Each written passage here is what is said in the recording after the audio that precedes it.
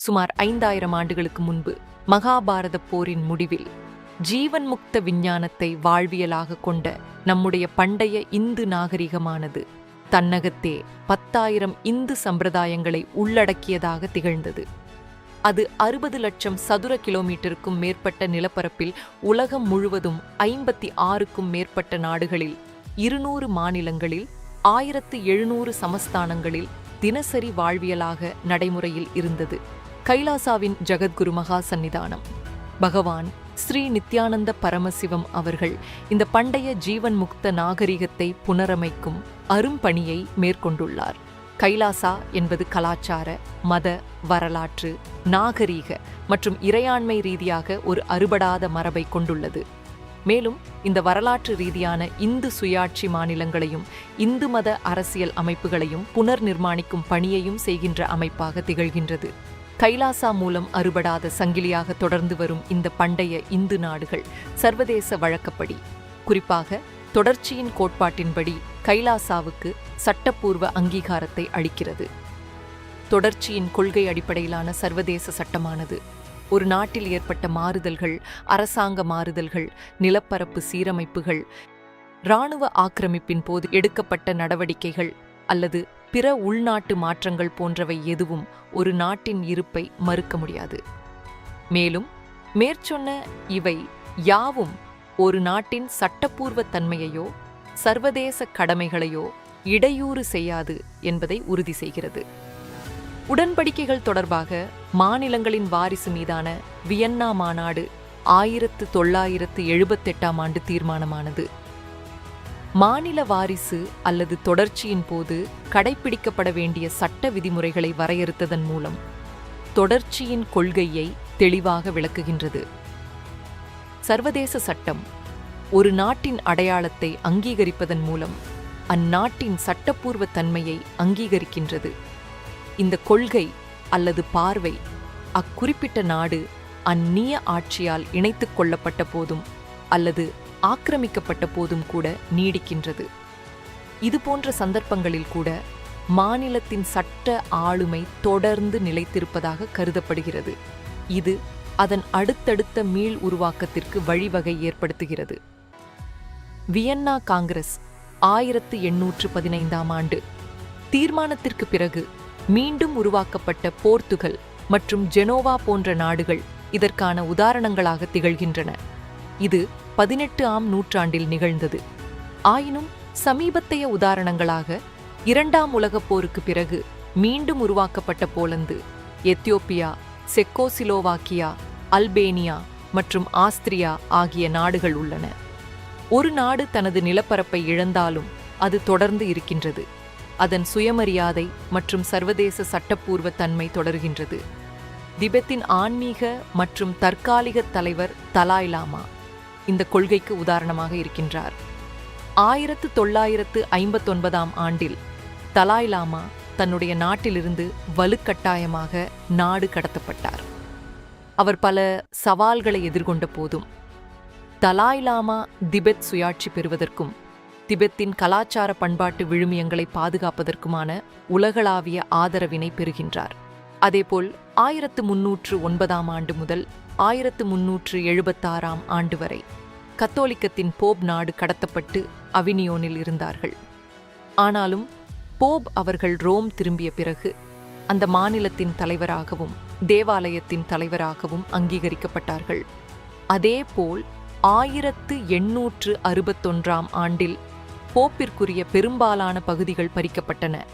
போப்பின் இருப்பிடம் மற்றும் அதற்கு தொடர்பான சில இருப்பிடங்களைத் தவிர எந்த தனி நிலமும் இல்லை. இருப்பினும் அவரது தற்காலிக அதிகாரங்கள் அங்கீகரிக்கப்பட்டன. அவர் ஒரு மாநிலத்தின் தலைவராக அங்கீகரிக்கப்பட்டார். பின்னர் 1929ஆம் ஆண்டின் லாட்டேரன் உடன்படிக்கை மூலம் வாடிகன் நகரில் போப்பின் சுயமரியாதை மீண்டும் நிறுவப்பட்டது. மால்டாவின் இறையாண்மை மாநிலம் இந்த கொள்கையை விளக்கும் மற்றொரு உதாரணமாக இருக்கின்றது. இது 1798ஆம் ஆண்டு ஜூன் மாதம் நெப்போலியனின் ஆக்கிரமிப்பினால் நிரந்தரமாக நிலப்பரப்பை இழந்த பிறகும் சர்வதேச அங்கீகாரம் பெற்றது. நிலப்பரப்பை நிரந்தரமாக இழந்த பின்னர் கூட மால்டாவின் இறையாண்மை மற்றும் சர்வதேச சட்டப்பூர்வ தன்மை தொடருகின்றது. பல வருடங்களுக்கு பிறகு 1894ஆம் ஆண்டில் இந்த மன்றம் ரோமில் அமைந்தது மற்றும் மாஜிஸ்ட்ரல் அரண்மனை மற்றும் மாஜிஸ்ட்ரல் வில்லா எனும் 2 சொத்துகளும் வாங்கப்பட்டன. அவை ஆழ்புலம் கடந்த வெளிநாட்டு நிலையாக அங்கீகரிக்கப்பட்டன.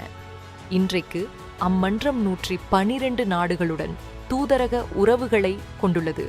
தனது தூதரக பாஸ்போர்ட்டுகளை, நாணயத்தை, முத்திரைகளை மற்றும் வாகன பதிவு பலகைகளை வெளியிடுகின்றது மற்றும் ஐக்கிய நாடுகளில் பார்வையாளராக அங்கீகரிக்கப்பட்டுள்ளது. இந்த அனைத்து மாநில மீள் உருவாக்க உதாரணங்களும் சர்வதேச சட்டத்தின் அடிப்படையில் மாநிலங்களின் தொடர்ச்சியின் கொள்கையை எடுத்துக்காட்டுகின்றன. ஒரு நாட்டின் சட்டப்பூர்வ தன்மை காலப்போக்கில் தொடர்கின்றது. ஒரு நாடு தனது முழு நிலப்பரப்பையும் இழந்தாலும் அது தொடர்கின்றது.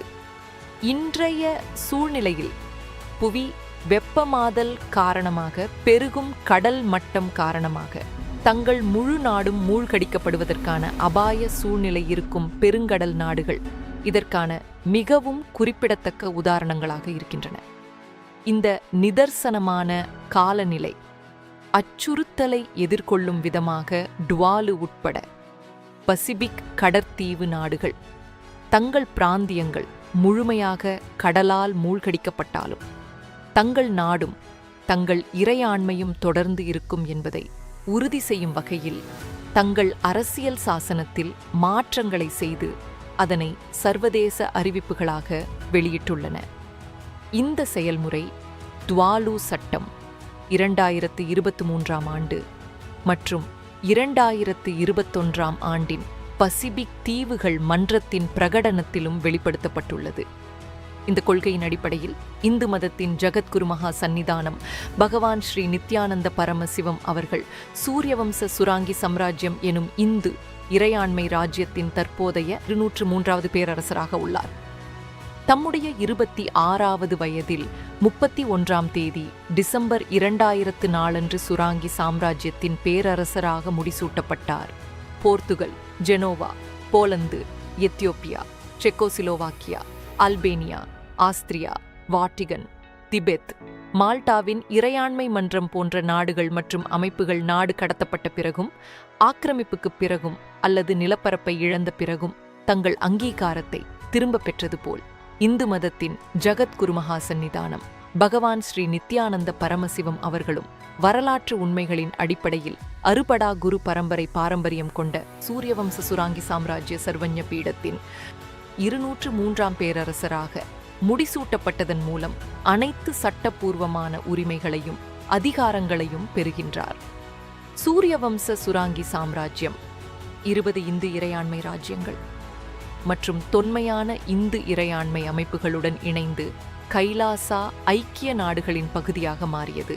இதன் மூலம் இந்து மதத்தின் ஜகத்குரு மகா சந்நிதானம் பகவான் ஸ்ரீ நித்யானந்த பரமசிவம் ஆட்சிக்கு உட்பட்ட தனக்கான சுதந்திர நீதித்துறை கொண்ட ஒரு பேரரசாக விளங்குகிறது. டுவாலு உட்பட பசிபிக் கடல் தீவு நாடுகள் காலநிலை அச்சுறுத்தலின் காரணமாக கடலால் சூழப்பட்டு தங்களது நிலப்பரப்பை இழந்தாலும் தங்களது இறையாண்மையை தொடர்ந்து பாதுகாத்துக் கொண்டது போல கைலாசா 21 இந்து இறையாண்மை ராஜ்யங்களின் மற்றும் இந்து இறையாண்மை அமைப்புகளின் தொடர்ச்சியாகவும் இருக்கிறது. மேலும் கடல் கொண்ட குமரி கண்டத்தில் இருந்த இந்து நாடுகளின் மீள் உருவாக்கமாகவும் இருக்கின்றது. தொடர்ச்சியின் கொள்கையின் அடிப்படையில், அதாவது மேலே கூறப்பட்ட நன்கு நிறுவப்பட்ட வரலாற்று ரீதியான சட்டப்பூர்வமான உண்மைகளின் அடிப்படையில் கைலாசா ஐக்கிய நாட்டின் அந்தஸ்தை சர்வதேச சட்டம் அங்கீகரிக்கின்றது. உலகில் இந்துக்களுக்கான முதல் தேசமான கைலாசாவின் பாகமாக குடியுரிமை பெறுங்கள். https kailasa-ecitizen.info